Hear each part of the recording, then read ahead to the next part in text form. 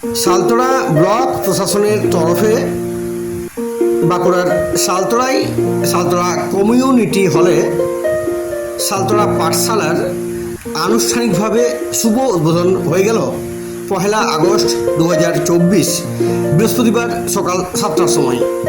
প্রথম দিনেই ক্লাস শুরু হয়ে গেল সকাল 7টা থেকে এবং চলল তা সকাল 10টা পর্যন্ত। এদিন এই উদ্বোধনী অনুষ্ঠানে উপস্থিত ছিলেন সালতোড়া ব্লক প্রশাসনের তরফে সালতোড়া ব্লকের সমষ্টি উন্নয়ন আধিকারিক অর্থাৎ সালতোড়া ব্লকের বিডিও শ্রী সৌমাল্য ঘোষ। এর পাশাপাশি উপস্থিত ছিলেন সালতোড়া ব্লকের জয়েন্ট বিডিও গোপাল চন্দ্র দে, সালতোড়া ব্লকের ইউথ অফিসার সুপ্রতিম নায়ক সহ সালতোড়া ব্লক প্রশাসনের একাধিক আধিকারিকের পাশাপাশি সালতোড়া ব্লক এলাকা সহ আশপাশ এলাকার বহু ছাত্র ও ছাত্রীরা।